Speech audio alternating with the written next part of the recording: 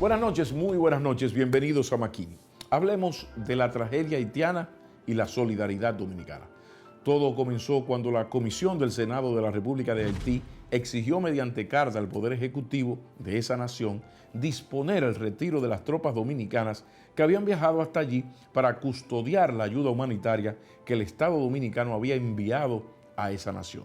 A partir de la publicación de la misiva, los ultranacionalistas de ambos lados de la isla se ocuparon de convertir en un falso reclamo de todo el pueblo haitiano, lo que fue apenas una estrategia electoral populista y politiquera de parte del Parlamento haitiano. El tema de la invasión, del peligro de la invasión, de la fusión, todas estas cosas, estos son temas recurrentes en ambos lados de la isla. Por suerte, quienes en el lado dominicano llevan la bandera del ultranacionalismo, a pesar de lo manipulable y sensible del tema, en las pasadas elecciones no alcanzaron el 0,5% de los votos, lo que indica que también en la parte dominicana los discursos de miedo siguen siendo electoralmente vencidos por las acciones de paz, por el diálogo y la solidaridad. Inocencia de los pueblos, culpas de sus élites insaciables. Todo lo ocurrido y por ocurrir en nuestras relaciones debe servir de experiencia a las autoridades sensatas de ambos países para juntos enfrentar a las voces agoreras, a esos profetas del desastre de aquí y de allá, que a partir de una premisa falsa, el rechazo del pueblo haitiano a nuestra ayuda, elaboran un discurso de odio, de falso patriotismo y salen pecho arriba y voz en alto a pastorear rencores, que dice García Márquez, a restaurar viejas heridas. Las relaciones dominico-haitianas son un tema delicado en extremo, lo que agrava el hecho constatado de que a nivel de la opinión pública internacional, lo políticamente correcto es estar del lado del más débil, aun cuando éste no tenga la razón. Las desmemoriadas potencias de tufo imperial hablan mucho, pero hacen poco. Hacen muy poco por mitigar la desgracia del pueblo más pobre del hemisferio, al punto de que transcurridos casi 7 años del terremoto de 2010, de la ayuda prometida entonces, algo más de 10.000 millones de dólares, menos del 1,5% ha llegado al vecino país. Y de ese monto, menos del 40% ha llegado a las manos y las bocas de los hombres y las mujeres haitianas y sus familias. Si todo esto fuera poco, una verdad nos golpea inevitablemente. Al lado de este dantesco drama humano que es Haití y su pobreza, solo estamos nosotros, los dominicanos, que si bien institucionalmente somos un Macondo con iPhone, para Haití somos París, su quimera, su utopía inalcanzable. Por todo esto, el tema haitiano es el más importante de todos los temas de la agenda nacional. Haití languidece, inviable como ciertos amores imposibles, moribundo como quien huye de la vida. Y a su lado, justo al lado, solo nosotros. Nosotros y el mar como penúltimo destino.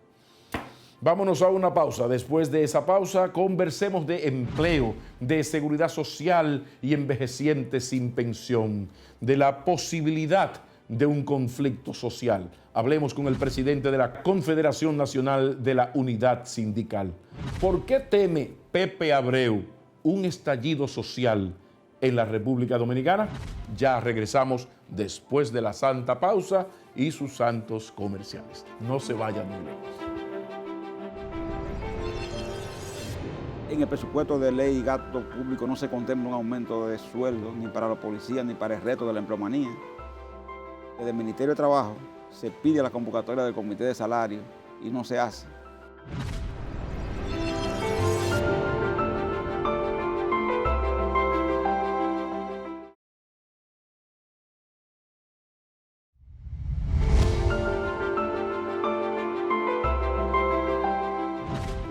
Continuamos y saludamos la presencia en Makini de Rafael Pepe Abreu, a quien yo siempre he llamado el penúltimo de los mohicanos del sindicalismo nacional. Bienvenido, señor presidente.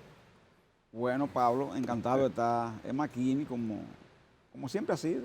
Ya es habitual, donde quiera que McKinney está, también nosotros tenemos una puerta abierta. Sí, Es así. eso siempre. El Consejo Es así. Nacional de la Unidad Sindical, ¿cuántos años tienen en estas luchas? Recuerda que nosotros venimos de una tradición Sí. de aquella CTU de Nese Marmolejo, Exacto, de aquella CGT de Francisco Santos, que exacto. fue lo que dieron entonces vida al nacimiento de lo que hoy se llama Confederación Nacional de Unidad Sindical, CENUS. De manera que aunque la CENUS es de 8 años, viene de aquella tradición de 20 y 30 años, de muy lejos, ¿te entiendes? Recuerda que además somos una herencia también de aquellas forzas asesinadas, de cuando Francisco Antonio Santos, de Peña Valdés. O sea, Claro. eso es toda una trayectoria bastante larga Ok. de militancia. Pepe Abreu, a Pepe Abreu se le tiene como una persona, un luchador por los trabajadores dominicanos, pero una persona sin aspavientos, una persona de mucha inteligencia emocional. Ha llamado la atención por la autoridad y las calidades de quien lo ha dicho, el anuncio, la advertencia de un posible estallido social. ¿En base a qué sustenta esa preocupación Pepe Abreu? Estallido social posible en la República Dominicana. Tú sabes, Pablo, que uno es compromisario de alguna causa, no como confederación. Uno se siente compromisario, por ejemplo, con el actual presidente de la República, porque ayudó en un momento determinado a su candidatura, etcétera. Humildemente, ¿verdad? Sus pequeños aportes. Entonces, uno ve que se van tomando ciertas medidas. Ahora sube el asunto de los peajes, mantiene la subida del combustible tres veces consecutivas, retira el subsidio a los transportistas, a ellos solos, ¿entiendes? Que todo el mundo está de acuerdo que se retire, pero no a ellos solos. Los transportistas transfieren eso inmediatamente al pasaje. En el presupuesto de ley y gasto público no se contempla un aumento de sueldo ni para los policías ni para el reto de la empleomanía. Desde el Ministerio de Trabajo se pide la convocatoria del Comité de Salario y no se hace. Entonces tú vas como juntando todos esos ingredientes, porque detrás de eso también está, Pablo, que todas estas cosas impactan el poder adquisitivo de la gente. La gente va disminuyendo su poder adquisitivo y se va creando una crispación en la población que uno la advierte porque como no quisiera la repetición de hechos que se han dado en el país en otras ocasiones, entonces quiere que si desde la autoridad se puede oír, se presta oído, ¿verdad? A lo que se está diciendo, se puedan entonces tomar los correctivos del lugar. Y uno recuerda, por ejemplo, hechos. Abril de 1984, reunida la izquierda en la Padre Villini, ¿te acuerdas? Estaba la Padre Villini allá, que estaba el bloque socialista. Toda la izquierda estaba reunida ahí. Los barrios estallan. Hay una poblada, así le llamó Juan Bosch.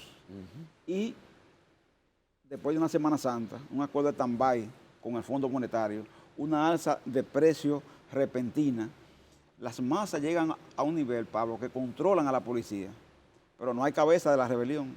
No hay cabeza, no se sabe quién es. El gobierno en ese momento dice que es una combinación reformista-peledeísta, dicen, pero no hay prueba de que eso es así. Y sí hubo prueba de lo contrario, de que no hubo sí, hay ese muertos, tipo de hay muertos, auxiliar. heridos, etcétera, etcétera. Nunca se probó que el PLD reformista se habían combinado para hacer eso. No fueron los comités de lucha populares, no fuimos las centrales sindicales, que estábamos todos en la calle protestando, pero no fuimos los creadores de eso. Peña Gómez, que era un táctico genial, no para él, pero sí para otro, Sí. ¿tú entiendes? Dijo, hay que buscar con quién negociar, Claro. porque no hay aquí El interlocutor válido. un interlocutor, entonces hay que buscar con quién hacer una negociación. Y ahí surgió una convocatoria a las centrales sindicales y se comenzó un proceso de negociación que pudo parar ese proceso de rebelión que hubo en el país. Entonces, ¿qué uno quiere decir? Bueno, Eso estalló, Pablo, y no se supo de dónde vino. Todavía la fecha que se investiga y no se ha descubierto de dónde vino. La socióloga Laura Faxa tiene un trabajo bastante Ujú. interesante al respecto, pero es un punto por estudiar aún más en la historia política dominicana, delicado, Así es, por lo así es, espontáneo, peligroso así y es, por los muertos. así es, así es. Entonces uno no quiere, ¿no entiendes? Lo que es cuestiones de ese tipo y uno ve como a ingredientes sumándose y uno dice, bueno, cuidado. ¿Por qué? Porque muchas veces, Pablo, se piensa que cuando tú ganas con un número como el que ganó el presidente de las elecciones, es decir, tú estás hablando de un 62%, una suma alta, a veces se cree, ¿entiendes? Como que se pueden tomar medidas de shock así en la primera etapa de gobierno. Es decir, vamos a tomar todas estas medidas ahora, en la primera etapa de gobierno, Sí. para luego entonces ir suavizando. Sí, ¿tú pero ves? lo que pasa es que ahí hay una parte, perdóname la interrupción, Pepe, Sí. que me llama la atención porque yo he defendido eso. Yo digo, cuando un gobierno gana con una gran ventaja, un gran apoyo, esos primeros 2 años sin elecciones son el mejor momento para tomar decisiones que convienen al país, pero son traumáticas e impopulares a corto plazo. En este caso, por ejemplo, una medida impopular pero necesaria, y lo prometió el gobierno hasta en una infografía, vamos a revisar las exenciones. Aquí hay un porciento altísimo del Producto Interno Bruto en exenciones fiscales, de 232.000 millones de pesos andan por ahí. Entonces, bueno, ¿qué esperaba uno?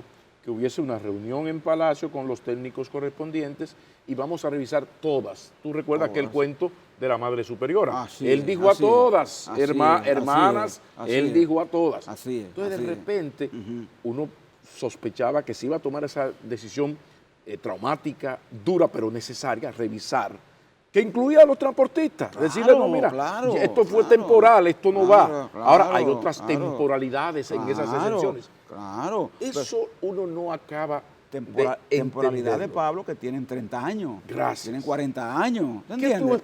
¿Cómo tú explicas esa decisión? ¿Te entiendes? Entonces, Esa exclusividad hacia el sector transporte. ¿Por qué? Solo a ellos que tienen un porcentaje bajísimo del total de las exenciones. ¿Por qué, por favor?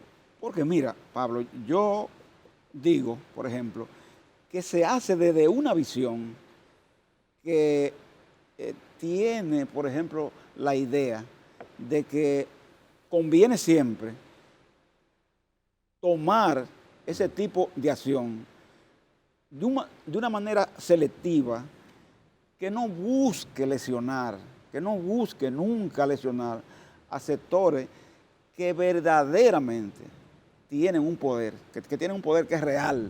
Entonces, frente a ese poder real, verdadero, económico y demás, donde están los 235 multimillonarios a que se refirió el estudio de Oxfam, ahí entonces tú eres muy medido, eres comedido, lento en tomar la acción. Entonces, contra esto se actúa. Entonces, tú le das entonces un pretexto a los transportistas para que cualquier acción que se derive de esa acción que tomaste selectiva, entonces esté y pueda justificarte.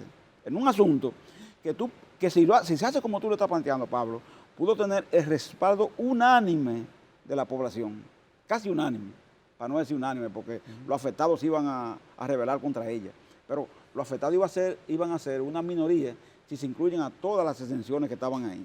Entonces, tú sabes lo que hace de todo ese subsidio el que se da a los transportistas es un 8% de todo. Todo el resto va a otro tipo de exenciones. El de ellos es solamente un 8%. ¿Entiendes? Es minoría. Entonces, eso es, a tipo de cosas así, es que uno le hace oposición, no a la acción como tal, sino a tipo de cosas así selectivas, por la repercusión que puede tener. Y cuando hablas de repercusión, estoy pensando en que va a ser muy fácil y va a ocurrir tarde o temprano la transferencia, el transferir ese subsidio quitado a los precios del transporte. O sea, el chofer agarra y lo pasa aquí a la derecha. Es decir, que en escasos días vendrán los problemas por aumento en el precio del transporte, cuando se sabe aquí que por lo menos el 25% de los ingresos de un trabajador, por lo menos el 25%, se va en transporte. Cantidad de rutas ya comenzaron a aplicarlo. Cantidad de rutas que no esperaron ni siquiera la reunión que se va a tener entre los transportistas y el gobierno, ya comenzaron a llevar a 5 pesos más el pasaje, de 25 a 30, okay, automáticamente. Tenemos que ir a una pausa, Pepe. Cuando regresemos se habla de una posible reforma a la ley de seguridad social, esa cosa extrañísima que hasta ahora solo ha servido fundamentalmente para beneficiar a una parte, la más poderosa y pequeña. Hablemos de la posibilidad de una reforma a la ley de seguridad social después de la pausa y sus santos comerciales. Ya regresamos.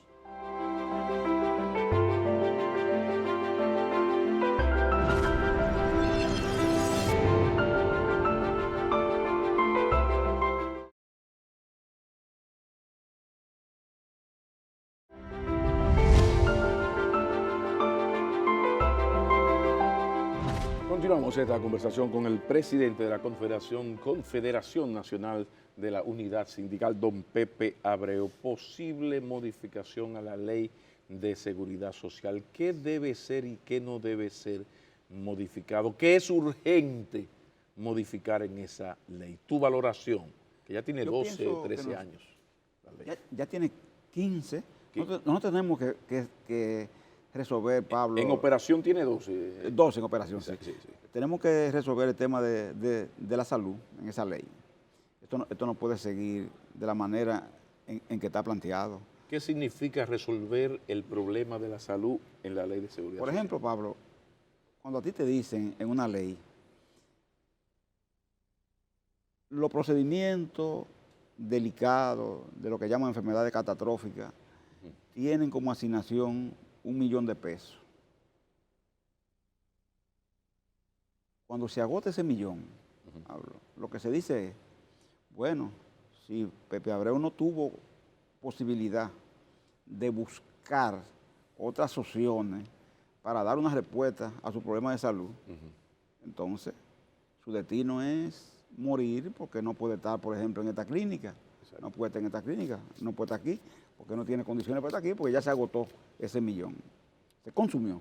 Ese millón se fuma, tú sabes, porque estamos hablando de peso, peso devaluado, ¿verdad? En alguna forma. Con 3 quimios. Así es, se va. Bueno, se fue, tú quedaste desamparado. Para nosotros, en el buen sentido de la palabra, una vida humana no tiene un valor, no tiene un precio. Pero eso es lo que concebimos, ¿entiendes? Lo que, aunque sabemos que la medicina también es un negocio. Pero uno entiende que en medicina...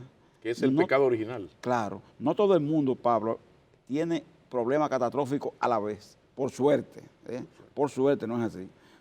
Puedo analizar. Eso es como los ahorrantes del banco. El banco no tiene la suma de todos sus ahorrantes. De todos los ahorrantes para dar a la Junta. Es imposible que todos vayamos a buscar nuestro dinero. ¿Tú entiendes lo que? Entonces, nos manejamos la confianza. En 1000 personas tú encuentras una que hay que darle una quimio. ¿Entiendes lo que? Pero hay otras 999 que no. ¿Entiendes? Exacto. Entonces, se presume que la salud debe entonces ser solidaria y decir, bueno, que la salud debe ser solidaria y decir, bueno, lo que no estamos usando para los que están sanos, entonces usémoslo a favor, ¿verdad?, de los que están afectados por un asunto determinado, porque ese es el sentido de la solidaridad. Pero aquí lo que se calcula es, especialmente la administradora de Fondo de Salud, si me conviene o no desde el punto de vista financiero. Si gano o no gano. Está afectando la rentabilidad del negocio. Si tengo rentabilidad o no tengo. Entonces, en un tema de salud, como Estado, no se puede permitir que nadie se dé ese lujo, porque no se trata, por ejemplo, de la adquisición de un carro o de un traje, etcétera, o de un viaje. No. Es un tema de vida. Entonces, en ese sentido... ¿Cuál sería la propuesta esa parte de nosotros la Confederación? Decimos que tiene que ser sencillamente eliminada y plantearse que el tema de ARS exista, pero para las personas que quieren darse, por ejemplo, y tienen la posibilidad de tener mejor hotelería, etcétera, más confort una en suite, el tratamiento, una suite, etcétera. Bueno, usted ahí tiene su asunto, pero Los demás, ¿entienden lo que es? Y hay Sencillamente antecedentes reciban una de atención. ese tipo de modelo. El Hay- pobre con el seguro básico de salud tiene un cáncer, se le fue el $1.000.000. No, aquí se va a utilizar terminar. el dinero Claro. necesario para salvar esa vida. ¿No? ¿Hay Que- antecedentes sí, en sí. otros sistemas Lo- de salud lo de hay. América Latina? Lo hay en América Latina, lo hay en Uruguay, ¿verdad? Estamos hablando. Claro. Ah, Uruguay. Sí, lo hay en Costa Rica, que como sabe es mucho más moderado que Uruguay, los gobiernos que han habido. Son dos países que se parecen mucho, Pablo, porque los dos han tenido, como se sabe, una trayectoria que ha permitido que se califiquen como por tener una democracia mucho más sólida que otro de los países nuestros. Porque junto con y más Chile desarrollo. tienen algo que les caracteriza, se llama institucionalidad, fortaleza institucional. Eso lo tiene. Entonces, reglas de juego. Entonces, esa fortaleza permite eso. Entonces, bueno, uno dice, por ejemplo, ahora mismo, Pablo, se está dando un fenómeno. Sí. Las redes te están diciendo, no, las farmacias ahora. Bueno, el doctor Pablo McKinney recetó a tal paciente un medicamento X. Y el paciente va con la receta a buscar lo que tiene como derecho, los 8,000 pesos a que tiene derecho. Sí. Y le dice, no, porque el doctor McKinney no está afiliado al sistema de seguridad social y por tanto él no puede, esa receta no es válida. Pero eso es y no ilegal. podemos. La pregunta, ¿qué están haciendo ustedes para enfrentar? Es ilegal, nosotros lo estamos enfrentando, estamos sometiendo a quien hace eso, porque como paciente yo no tengo la culpa de que el doctor McKinney no está afiliado, ¿entiendes? Claro. No está afiliado ahí, él me recetó. Sí, yo pero fui hay una donde cosa que él. se llama vida, otra que se llama Cisalril, Sí. que cuando yo me presento con este caso, perfectamente documentado, Ujú, exactamente. tres Voltaren, el doctor Macchinnini, fui a la clínica Abreu Import, Sí. y ahí se negaron a brindarme el y la servicio. farmacia Yo tal, voy a la también lo- DIDA, se levanta el expediente. ¿Qué pasa? Bueno. ¿Para qué existe la Cisalril? Pues existe, ¿no? Viene el gran problema Pues entonces. existe, eso todavía Existe, funciona. está ahí, sí, está ahí. Ok, perfecto. Ocurre que ahí, ahí prácticamente se para todo, se para el asunto. ¿Y por qué? Queda ahí en ese nivel. ¿Qué dice el encargado de Cisalril con este tema? No hay consecuencia No. para la gente que toma esa acción. Hasta ahora no se ven las consecuencias. Entonces, ¿qué decimos nosotros, verdad que sí? Hay que crear entonces la consecuencia. Hay que crear en la modificación de la ley tribunales especiales dedicados solo a dar respuesta a temas de ese tipo, como existe, por ejemplo, con el Código Laboral, que para las violaciones a la ley laboral inclusive existen salas especiales, tribunales especiales. ¿Qué le dicen dentro del ustedes código. la oposición política al gubernamental PLD? Porque estas son cosas de pueblo, pueblo. Entonces, ustedes no pueden echar ese pleito solo. Para eso existe la oposición, incluso hasta por demagogia, si tú quieres. Pero para eso que existe. Yo estoy en la oposición, quiero llegar a dirigir el Estado, yo te apoyo a ti, pobre dominicano. ¿Qué le ha dicho? O sea, ustedes no se han reunido con la oposición política, una marcha, una demostración de fuerza, hacer lo que se tenga que hacer. Es que en el país existen muchos cruzamientos de complicidades también. No estoy entendiendo, yo soy de Bani, llévame al paso. ¿Sabes, Llévame Pablo? al paso. ¿Sabes, Pablo? Que cuando se trata de chocar con capitales Ajá. poderosos, usted fíjate lo que esos capitales poderosos están sentados no solamente, por ejemplo, en una relación con el gobierno, también con la oposición. ¿Me entiendes? También con la oposición. Fíjate bien que aquí ni la izquierda cuestiona, por ejemplo, la injusta distribución de la riqueza.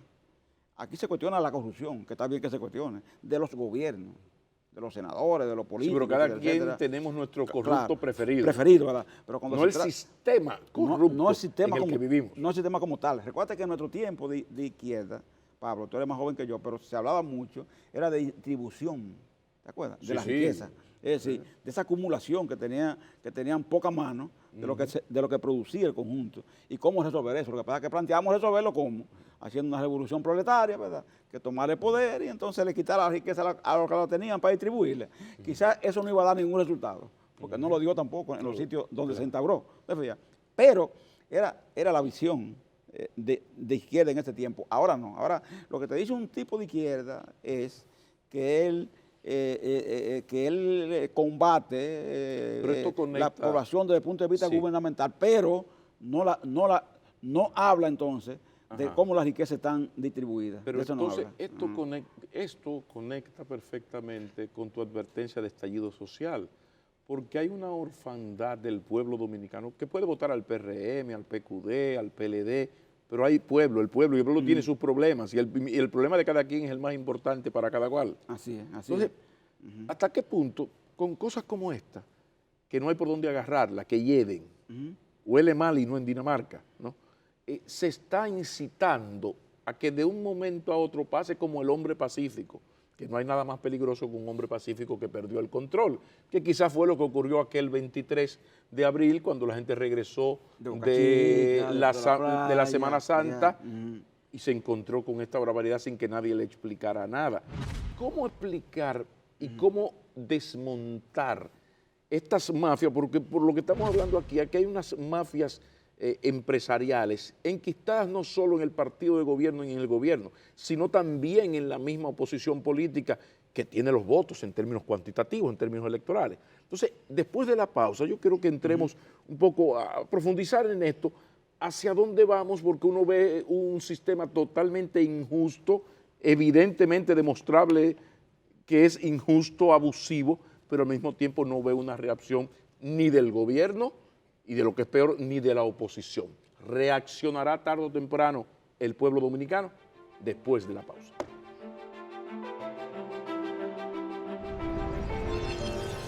Suponiendo que la reforma planteada por el gobierno sea buena, sea en el tenor que estamos hablando nosotros aquí, de desmontar todo lo que ha sido esa ley.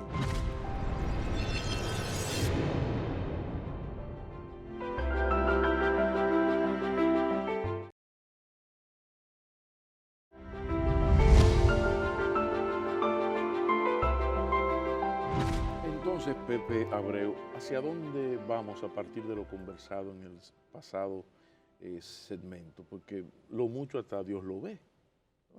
Entonces, ¿qué es lo que está ocurriendo? ¿Hasta dónde podemos llegar con este escenario que hemos presentado acá? Real y demostrablemente real. Por eso cuando yo hablo de ese estallido, tuve que mucha gente, como tú decías, se encontró extraño, porque no es costumbre nuestra tuve hacer eso. Por ejemplo, yo no me aparezco con 4 trabajadores sin camisa clavados en una cruz al frente del CONE, tú ves. No, nunca hemos hecho eso, tú ves. ¿Por qué? Porque no creemos en el apaviento, tal y como tú estás diciendo. Pero uno advierte, porque se nota precisamente que existe crispación en la gente, y cuando va en busca de respuesta y toca puertas, tú ves, no encuentra una respuesta allí, no encuentra una respuesta aquí, ni allí, ni aquí, en ningún lado. Entonces se va para su casa con su amargura, con sus frustraciones, y un día, el temor es que esa gente entonces deje de irse para su casa con su amargura, con su designación, a refunfuñar, ¿verdad?, para sí mismo, y que en lugar de eso, entonces, coja la calle, se lance como el poema, a un escenario. Me tapó una sombra, me cegó una luz. Exactamente, y haga eso. Entonces que cuando eso ocurra, se ande buscando entonces quién encabeza ese proceso, y se encuentre con que no lo encabeza nadie, no hay liderazgo que encabecen este proceso, y son las masas enardecidas protestando por una acumulación de asuntos que se le han creado. Lo que pasa es que las crisis políticas generan liderazgos inmediatos, ahí mismo. Así es. Hay una luz. Aunque sean hijos del general Fausto Camaño. Puede haber, sí. Sale y la patria soy yo. Y hayan estado en Palma Sola. Puede pasar. Hay una luz sobre el tema de seguridad social, que si se encamina bien es posible buscar correctivos. Por ejemplo, desde el gobierno está circulando un preproyecto de ley que plantea una modificación de la Ley de Seguridad Social. Todavía no es conocido, pero sabemos que el gobierno lo compartió con el sector empresarial. Aquí hizo lo mismo que... ¿Y con los trabajadores no? No, aquí hizo lo mismo que hizo con los transportistas, sí, y con otros sectores. Lo compartió con el sector empresarial, lo llamó a ellos, se lo mostró, se lo entregó, y no le ha dado el tiempo. ¿Y Pepe Abreu no fue para entregárselo, convidado? No le ha dado el tiempo para sentarse con los sindicalistas de las centrales sindicales, la CA, la CNTD, la CENU, y decirle, siquiera por cortesía, mire, el gobierno está proponiendo esto, mírenlo, estudienlo, para que entonces lo comparemos. ¿Y qué explicación tú le puedes dar a esta situación? Porque tocamos el tema de la modificación a la Ley de Seguridad Social, que no me puedes dejar lo del derecho a veto de los empresarios, porque así no hay pollo que llegue a gallo. ¿Sabe, Pablo, que ahí se contempla inclusive la eliminación del derecho a veto? Se contempla. Pero, ¿sabe lo que, Pablo? Que una cosa así, de esa trascendencia, ¿entiendes lo que? Y de esa importancia, a la altura de hoy,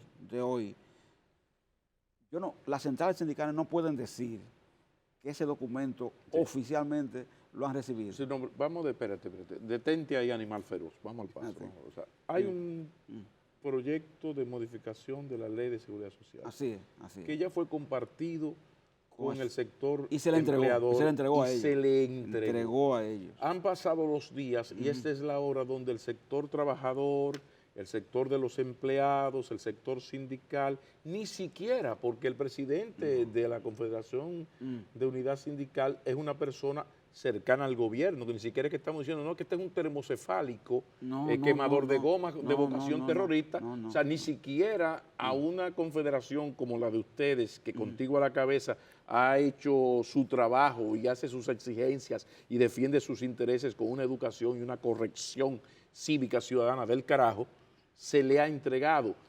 Así exactamente es. No, pero si no es que así, Pepe, tú tómate el tiempo que necesites, que te programes de nosotros, y explícame por qué está pasando. Pablo, yo estoy lo más distraído en otra cosa el sábado pasado. Ajá. Y de repente, compañera Jacqueline Hernández, gente que trabaja con nosotros, ¿verdad que sí? Sí. Que es dirigente, dice, Pepe, pero mira, hay un documento que circula, dice ella, ¿verdad? En las redes, y es una modificación a la ley de seguridad social en la que nosotros vemos, dice ella, que hay presencia empresarial y presencia gubernamental. Yo le digo, no, pero eso es increíble, mándeme eso para... Tiene que ser un error. Porque puede ser un error, una cosa así. Ellos, ¿qué?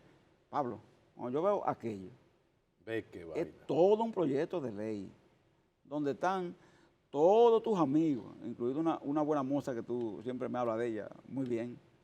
Inteligente. El sector empresarial inteligente, brillante, que está puesta ahí. Sí, Pablo, mire, y yo veo eso, entonces me pongo a averiguar, y a preguntar, y averiguando y preguntando, me doy cuenta que eso tenía un tiempo trabajando, callado.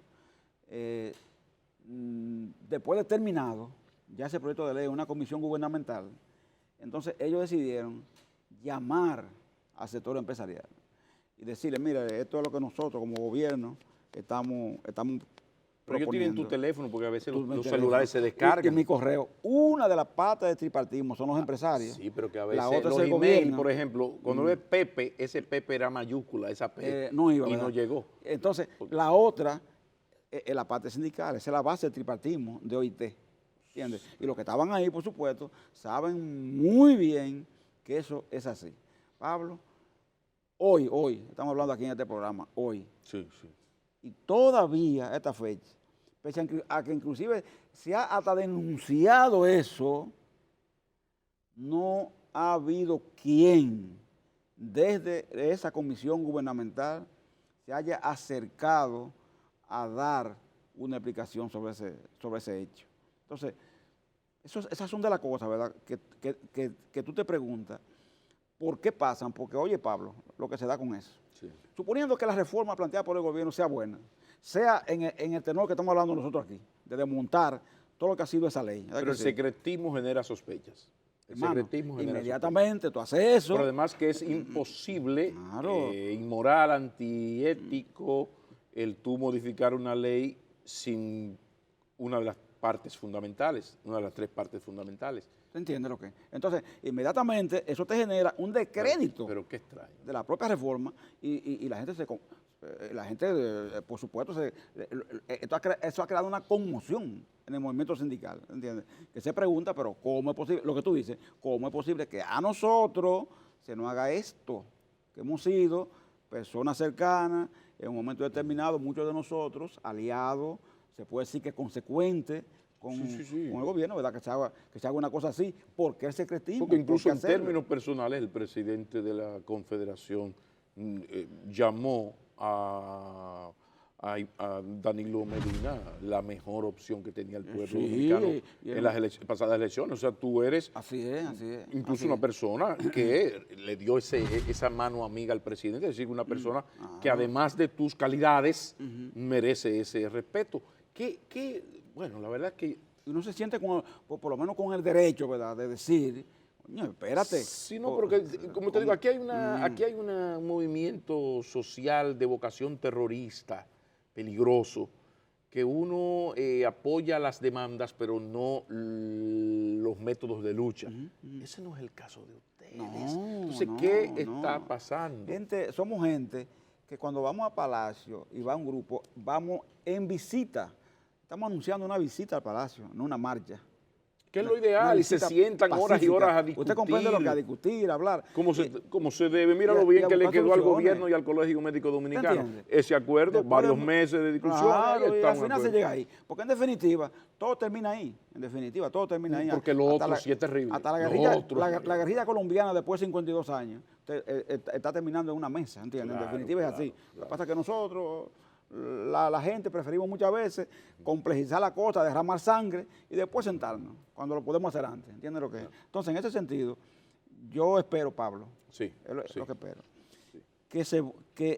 que la gente que ha estado en esto, manejando ese asunto tan delicado del sistema de seguridad social, visto que estamos tratando este tema, se dé cuenta, analice